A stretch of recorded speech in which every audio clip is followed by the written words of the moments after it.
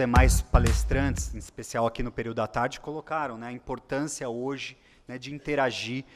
do intercâmbio de provas, informações, inteligência com todos os países, não só vizinhos, mas no mundo inteiro, né? Sabemos que hoje a criminalidade organizada, ela se aproveita dessa permeabilidade, sem sombra de dúvidas. Hoje a globalização favoreceu em muito,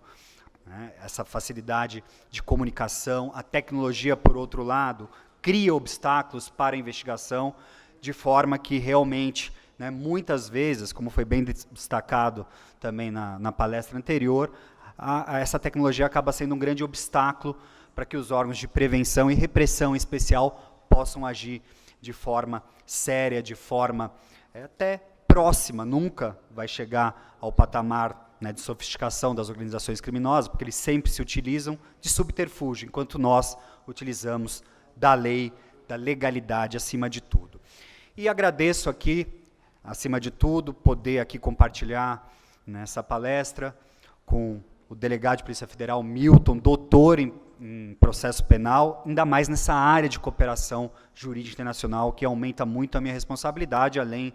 né, do Dr. Robson, que é um papa na área de lavagem de dinheiro, que falou com tamanha propriedade em um curtíssimo espaço de tempo, né, Robson, que dificulta muito a nossa tarefa para poder até passar um pouquinho da prática, principalmente, que muitos aqui conhecem a teoria, conhecem também e atuam em casos práticos e podem falar com tamanha propriedade ou até mais, muitas vezes. E o foco da minha apresentação vai ser justamente trazer um pouquinho dessa experiência e agregar um pouquinho ao que os palestrantes anteriores falaram. Então, desculpem até às vezes a repetição, mas sabemos que... Sabemos que hoje, realmente, é o que se busca, né? Um sistema de persecução penal eficiente, efetivo, na prevenção e na repressão à criminalidade. E como adiantei nessa breve introdução,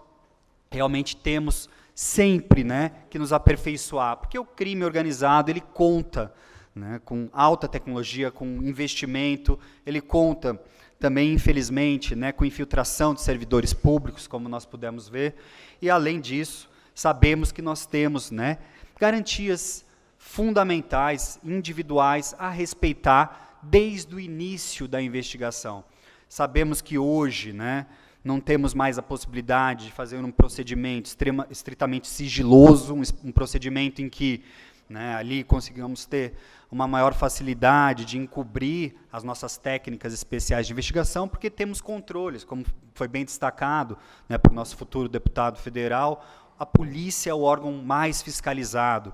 não só por aqueles órgãos que ele destacou, mas também pelo Tribunal de Contas, pela AGU, pela CGU, pela mídia, pela sociedade, como tem que ser, como todos os órgãos têm que ser. Nenhum órgão é inabalável, nenhum órgão está acima da lei. E sabemos, né, que, efetivamente, quando falamos em eficácias e garantias, hoje, além de todas aquelas técnicas especiais de investigação que são fundamentais, aliadas, claro, a sempre técnicas clássicas que são fundamentais, temos sim que buscar, né, cada vez mais essa questão da cooperação internacional, não só no campo jurídico, para a instrução processual penal, para o processo propriamente dito, mas também no campo preliminar, da inteligência, da informação, que muitas vezes ali vai ser determinante para formar, né, com base em indícios, com base em elementos, informações, peças informativas, aquele caminho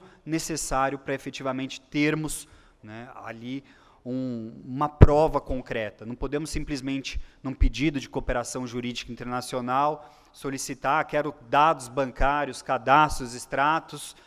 do ex-deputado fulano de tal, quero identificar na Suíça se tem uma offshore em nome de tal pessoa. O Milton bem sabe, temos que ter pedidos concretos, temos que ter elementos, né, ali robustos para que as autoridades estrangeiras possam nos atender. E isso depende de uma investigação séria. E como foi bem destacado, né, pelos palestrantes anteriores a mim, o Brasil, um país de dimensão continental, um país cuja fronteira, com mais de 20 mil quilômetros de fronteira seca, marítima, tende, né, a facilitar muito a atuação do crime organizado. Sabemos que hoje, né, é muito fácil falar em aumento do efetivo, em investir em inteligência, mas, além disso, precisamos do principal, que é a capacitação do policial. Por que efetivamente essas operações, como Lava Jato e outras mais, né, desenvolvidas pela Polícia Federal e Polícia Civil, efetivamente funcionaram? Está aqui, né, o Robson é prova viva, porque foi investido em capacitação. Podemos ter o melhor software, o melhor laboratório de tecnologia na prevenção e repressão, a lavagem de dinheiro, combate ao terrorismo, sem o profissional capacitado, né, Robson? Não adianta, não vai funcionar, vai ter limitação. E é investimento que é difícil, porque educação no Brasil, infelizmente, é a base, e a base está corrompida. Sabemos nos cursos, né, de formação de policiais, como foi no meu caso, foi um curso que teve que atender uma necessidade de 8 anos sem concurso. Então, foi um curso valita, né, que nós falamos, 2 anos e 22 anos, antes fosse 2 anos, 2 meses e 20 dias de curso, para um curso que hoje é de quase 6 meses. Mas, né, isso também não é justificativa para que nós, policiais, ficamos do lado de cá, não, então vamos, né, cruzar os braços e esperar, né, novos concursos com pessoas mais capacitadas. Não, temos que sempre buscar efetivamente esse treinamento, interagir com aqueles que trabalham efetivamente em campo, que conhecem, que buscam conhecimento no exterior, para poder efetivamente ter nessa capacitação. Eu sempre trago nas minhas palestras sobre crime organizado, técnicas especiais de investigação, esse mapinha, né, dos Estados Unidos, da fronteira dos Estados Unidos, com relação à fronteira do Brasil, em que, mesmo lá, com toda a tecnologia, né, uma região desértica, com pouco mais de 3 mil quilômetros, olha a dificuldade que eles têm para controlar toda a imigração. Lá você consegue, como nesse quadro, aqui que nós conseguimos demonstrar, construir uma barreira física. E mesmo assim, quanto de droga no principal país consumidor de drogas do mundo, que é os Estados Unidos. Infelizmente, o Brasil já é o segundo, não é verdade? Mas nossa fronteira, como bem destacou, né, o Pablo, a Ivana, o João Luiz, ela é extremamente permeável. Grande parte dela formada por rios, montanhas, florestas, áreas de preservação, o que dificultam muito. Além da nossa fronteira seca, que temos mais de 30 cidades gêmeas, como essa aqui em destaque, Pedro Juan Cabaleiro e Ponta Porã. Quem já trabalhou na fronteira sabe da dificuldade que é. E aqui não só a questão da criminalidade organizada transnacional, mas aquela criminalidade do dia a dia que afronta esses cidadãos que moram nesses locais, que ali facilmente um sujeito que mora no Paraguai comete crimes de furto, roubo, crimes contra a dignidade sexual de um lado da fronteira e em poucos minutos já estão do outro lado, estão ali impunes, né, abanando a mão para as autoridades brasileiras e vice-versa. Temos que ter, como também foi bem destacado, mecanismos, né, de repressão jurídica transnacional. Temos que aproximar cada vez mais os ordenamentos jurídicos, flexibilizar, repensar, como bem destacou o Robson, a questão, né, desse princípio da soberania num patamar superior, e sim possibilitar que tenhamos mecanismos eficazes, acordos bi- e multilaterais, como recentemente, inclusive, né, tivemos aí um avanço grande na questão do acordo quadro do Mercosul para permitir o mandado de detenção entre os países do Mercosul e associados que permitam, né, que não dependa de extradição, que não dependa de um pedido de cooperação formal, efetivamente para ter provas, mas que países vizinhos, como temos na Europa, né, o mandado de detenção europeu, possam cumprir os respectivos mandados de um país e outro, sem depender efetivamente de um procedimento burocrático, formal, como, por exemplo, a extradição. E, por outro lado, sabemos que o Brasil, como foi bem destacado, né, nem vou continuar aqui nesse assunto, que já foi muito bem falado, até com muito mais propriedade, é um celeiro para todo e quanto é tipo de gosto, de criminalidade. Por outro lado, temos, né, grandes facções criminosas que, de um patamar de dentro dos presídios, em poucos anos, pela ineficiência, né, da política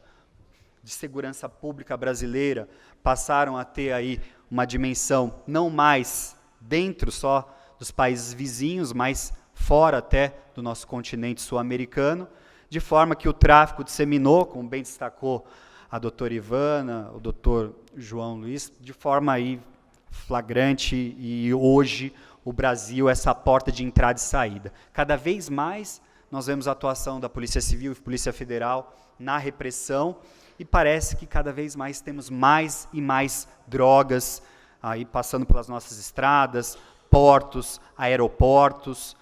das mais variadas formas, e aquela política, né, que fala, a polícia está enxugando gelo. Será? É algo que a gente tem que realmente, né, pensar muito bem com relação a todo esse tipo de criminalidade ambiental, a criminalidade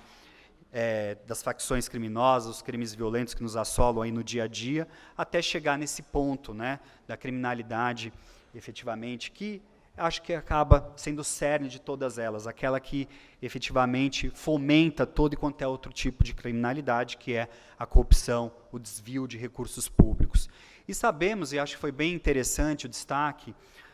do delegado João, na sua palestra, para falar da evolução, porque eu em especial posso falar, na minha experiência profissional, vivi na prática isso, e a doutora Ivana é prova viva disso. Cheguei na Polícia Federal há 17 anos atrás, em 2002, e justamente no momento em que eu assumi uma função que eu não tinha ainda capacitação, que era assumir o escritório de inteligência da principal área investigativa da Polícia Federal na época, que era a DRE, né, que realmente realizava inteligência na Polícia Federal. Temos até colegas aqui, como o Rogério, que trabalhamos desde aquela época juntos. E por que eu assumi aquela época? Porque tínhamos acabado de sofrer um mandado de busca e apreensão expedido por um juiz federal que depois foi investigado e preso na Operação Anaconda, junto com policiais federais, civis, servidores públicos, empresários, advogados. E imagina, né, chegar super novo, inexperiente, assumir um escritório como aquele, e ainda para piorar a minha situação, acabo me dando de frente com a doutora Ivana no DIPO, que veio ali, né, para cortar as cabeças, ainda novinho, e realmente pôs aquele terror, mas posso falar de cátedra, né, realmente foi uma experiência ímpar, porque realmente ali vínhamos de um sistema que não estava errado ou não realizar monitoramento telefônico daquela forma, monitorar, como o João colocou, né, centenas e centenas de números. Era um processo evolutivo que nós tivemos que passar, né, doutora Ivana, e realmente melhoramos, eu acredito. Era muito comum, naquela época, você utilizar o monitoramento telefônico como dado de inteligência. E era o sistema que funcionava, não tínhamos sistemas digitais como temos hoje, que realmente temos a possibilidade de auditar, de armazenar dentro de uma cadeia de custódia com fidedignidade a prova, a ponto, né, que depois os advogados vão ter todo o direito ao contraditório, à ampla defesa, mas, né, sem máculas durante a colheita da prova. E assim evoluímos. E foi muito importante trabalhar nesse sistema, porque não é que naquele tempo estávamos errando, é porque aquilo lá era tudo início. Brigamos muito com as operadoras de telefonia, porque elas vieram para cá e o interesse econômico era o que valia, e parece que hoje brigamos novamente, né, com os aplicativos comunicacionais, em especial, né, esses ligados aí ao sistema eletrônico digital de comunicação, que chegam no Brasil e acham que podem, né, comandar a política econômica e não atender às ordens soberanas do nosso Poder Judiciário e não cooperar com todas as autoridades. Enfim, questão que está lá no Supremo hoje para decidir, não vamos aqui tecer maiores considerações. E com relação à criminalidade organizada, não vou também entrar nesse campo, acho que os palestrantes anteriores falaram com tamanha propriedade, nossos diplomas legais evoluíram muito, temos ainda muito que evoluir em matéria, em especial, né, da nossa legislação transnacional. Robson colocou com propriedade as convenções, as principais em matéria de criminalidade organizada, Mérida, Palermo e Viena, mas sabemos, né, que temos uma lei de última geração, eficaz, não só em matéria de investigação, em matéria, né, de identificação de tipos penais para qualquer infração penal que produza ativos, mas a lavagem de dinheiro, os crimes financeiros, hoje realmente fomentam a criminalidade no mundo inteiro para valores astronômicos, a ponto, né, de não termos mais um parâmetro, como a ONU tenta colocar. São parâmetros, não podemos estimar com precisão quanto desses bilhões, trilhões de dólares que movimentam dessa engenharia financeira, né, desse mecanismo extremamente dinâmico, que é o processo de lavagem de dinheiro, com inúmeros paraísos fiscais, mapa da OCDE que demonstra aí, né, quantos e quantos países, né, pega aí na América Central, países com grandes incentivos fiscais, com sistemas bancários extremamente fechados, que acabam dificultando a cooperação jurídica, principalmente, possibilitando, inclusive, que criminosos ali, né, tenham segurança com seus investimentos. Mas, cada vez mais, né, dentro desse mecanismo contaminado, temos, né, grupos, como bem destacou o Robson também, como o GAFI, que acaba, né, realmente pressionando, como o Brasil, né, tem sido cobrado com relação a algumas políticas públicas, de forma aí a realmente tornar o seu sistema eficiente. E, por outro lado, né, temos que controlar também o crime do dia a dia. Temos aí, inclusive, deputados que, graças a Deus, não foram reeleitos, mas que estão ainda, né, cumprindo o seu mandato, que transportaram dinheiro em suas vestes íntimas, né? Enfim, tem para todos os gostos. Essa foto eu acho muito emblemática, coloco em todas as minhas exposições, né, como o crime evoluiu, né? Os mais novos nem vão associar, mas, né, sabemos aí que isso é histórico no Brasil, de uma simples Elba, como depois, em uma das fases da Lava Jato, evoluiu, né, para não só uma Ferrari, mas Lamborghini e outros carros que foram apreendidos pela Polícia Federal, que estavam nas residências, né, não mais uma, nas residências do atual senador Fernando Collor de Mello. Por sinal, né, quando se falava em apreensão de 30 mil dólares, né, Ivana? Nossa, era uma festa, saía no Jornal Nacional, hoje nem folhetim de bairro mais, né? São bilhões que hoje são apreendidos, e não mais, muitas vezes, em meio físico, né? Cada vez mais com a participação de grandes conglomerados econômicos, que têm, como foi bem destacado, né, departamentos estruturados só para movimentar o Caixa 2, o Caixa 3, e além de sistemas como esses, né, da Operação Câmbio Desligo, em que eles tinham um sistema fechado de comunicação criptografado, que sem colaboração processual, inclusive foi bem interessante a colaboração que propiciou que 2 investigados passassem a capacitar. Foi muito criticada essa colaboração, eu até fui um dos críticos no primeiro plano, mas participei de parte dessa capacitação, enquanto diretor da SCI, assistindo apresentações de 2 doleiros que passaram a colaborar com a investigação e revelaram sistemas realmente, né, que estão muito longe daqueles que nós estudamos, que nós vivemos. Por isso, né, a lavagem de dinheiro é muito dinâmica e a criminalidade cada vez mais se aperfeiçoa. E precisamos, como os Estados Unidos fazem com relação aos hackers, investigações aí, né, de invasões a sistemas, com relação a terroristas, eles contratam esses adolescentes aí de 12, 13 anos, não acreditei quando vi que um adolescente de 12 anos trabalha para o FBI, não é coisa de filme, é coisa da realidade, a gente sabe, né, aí por nossos filhos, sobrinhos, o quanto a criança hoje tem facilidade para operar nesse meio. Eu, né, posso falar por mim, não tenho qualquer capacidade, não vou chegar a ter na minha vida, tenho certeza disso. E sistemas, né, de movimentação, que não posso falar nem de ativos financeiros, né, mas de ativos fictícios, ativos que já são reconhecidos por alguns países, que geram, né, tudo bem que são uma atividade altamente especulativa, mas que, por outro lado, aí, um mercado que sabemos que, por exemplo, em dezembro de 2017, chegou uma Bitcoin a valer mais de 70 mil reais. Depois, como uma moeda, entre aspas, né, altamente especulativa, os valores caíram. Além de outras inúmeras, né, temos mais de 1.000 moedas, entre aspas, virtuais, que em especial, né, o submundo do crime, dentro da dark web, da internet profunda, se aproveita para movimentar as atividades ilícitas, principalmente. E o Robson pode falar com propriedade, hoje o registro formal das transações, ele realmente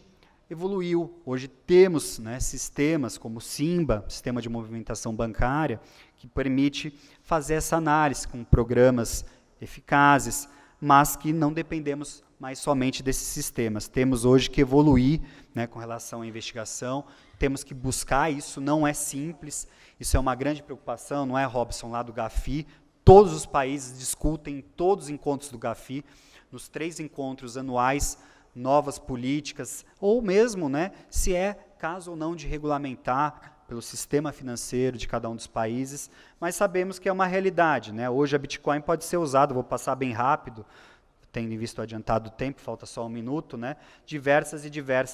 atividades e assim por diante. Por outro lado, né, sabemos aí das mais variadas, até namoro fake, que você hoje compra por Bitcoin, movimenta o Estado Islâmico nessa, né, atividade extremamente dinâmica da lavagem de dinheiro. Temos o COAF, que é um órgão que até hoje é um projeto que saia do Ministério da Fazenda e passe a ser do Ministério da Justiça, conforme até uma vontade do juiz Sérgio Moro, uma vez que ele diz que deve interagir. Ele é um grande especialista da área, um dos maiores conhecedores aqui do Brasil, eu posso falar por ter lidado diretamente com ele em matéria de lavagem de dinheiro. Ele saberá muito bem o que fazer, se é o caso ou não de integrar o COAF ao Ministério da Justiça, seja qual for o resultado disso, tenho certeza que vai ser para melhorar a atuação do COAF nesse sistema. E, finalmente, né, desculpem passar rápido, eu acho que é muito importante destacar, como já colocou preliminarmente o Robson, a atuação da Autoridade Central do Brasil em matéria de cooperação jurídica, em especial da DSI, cargo que até, né, como diretor, claro, junto com todos os demais integrantes desse departamento, integrava até o mês retrasado, que funciona em especial, né, aqui no nosso ponto hoje de destaque, na cooperação jurídica penal internacional, além de outras áreas. E onde eu quero chegar para finalmente terminar, né? O DSI, realmente, hoje, ele tem um papel fundamental, e vou focar até na própria Lava Jato, em matéria de cooperação ativa, quando o Brasil demanda os demais países, e passiva, quando o Brasil é demandado. Podemos notar aí pelos números, né, até 2018, que a evolução foi tamanha em matéria, né, de pedidos ativos e passivos, dentro desse papel de autoridade central, para processar esses pedidos, né, não com relação ao mérito, mas com relação justamente, né, à legalidade, à formalidade em especial que envolve os pedidos de cooperação ativa e passiva, para que depois eles sejam devidamente, né, encaminhados para as autoridades competentes no exterior. Então, tanto, né, a defesa como o Poder Judiciário, o Ministério Público, polícias, entre outros órgãos, podem formular o seu pedido para o DSI, como autoridade central, que encaminharão para a respectiva autoridade central, quem ocupa aquele papel naquele país, e vice-versa, né, em pedidos passivos e ativos. Mas, finalmente, né, já que ultrapassei, estou sendo aqui cobrado, eu acho que, para finalizar, o mais importante é efetivamente a descapitalização. Permitir, né, que se identifiquem esses ativos, bloqueie, congele, e depois, o principal, esses valores retornem a quem de direito. Infelizmente, por mais que hoje, e eu já vou adiantar, tenhamos aí uma repatriação um tanto eficaz perto do passado, temos ainda muito que repatriar. E esse número, que hoje ultrapassa 700 milhões de dólares de valores repatriados ao Brasil, ele é fruto não de decisões com trânsito em julgado. Grande parte dele é fruto do quê? É fruto de colaborações processuais. Porque, infelizmente, temos um sistema judiciário extremamente moroso, em que um processo, até chegar em última instância, até chegar nos embargos infringentes, dos embargos de declaração, dos embargos de não sei o quê, levam dezenas, às vezes até 2 dezenas de anos, a ponto, né, de, por sistemas de prescrição, por bons advogados, que aqueles que tiveram seus ativos bloqueados acabam por regressar esse dinheiro para quem? Para o crime, e não para, né, o país, para a sociedade brasileira e assim por diante. E, por outro lado, né, temos casos de sucesso, como foi bem destacado, né, pela Ivana, de valores e assim por diante, e sabemos que, no final, né, o grande prejudicado é a sociedade, em que, pela morosidade, muitas vezes, não é só uma crítica ao judiciário, mas a todo o sistema, né, desde das polícias, Ministério Público e também, né, da falta de um entendimento firme, pacífico, como hoje a gente tem que ter, né. Infelizmente, temos aí essa questão ainda um tanto nebulosa da decisão condenatória em segunda instância, em que temos um Supremo dividido, temos ministros que não cumprem a decisão do pleno, de forma que outros países falam assim, como que nós podemos repatriar valores para vocês, se vocês não têm segurança? O que é uma decisão condenatória com trânsito em julgado, em segunda instância, ou em terceira, ou lá no último recurso do Supremo Tribunal Federal? E, por outro lado, né, temos aí bilhões e bilhões, como já foi identificado, o prejuízo da Petrobras de mais de 42 bilhões de reais. Temos aí, né, que para que a empresa possa sobreviver, realizar, né, esses acordos perante a justiça estrangeira, para que a empresa não quebre e continue com credibilidade no exterior e possa, né, continuar sua atividade de forma séria, espero eu, como parece que agora segue um caminho de compliance criminal e assim por diante, mas que, por outro lado, temos que estar sempre fiscalizando e lutar realmente por um sistema célere, eficaz e que realmente, né, privilegie o principal, a justiça acima de tudo.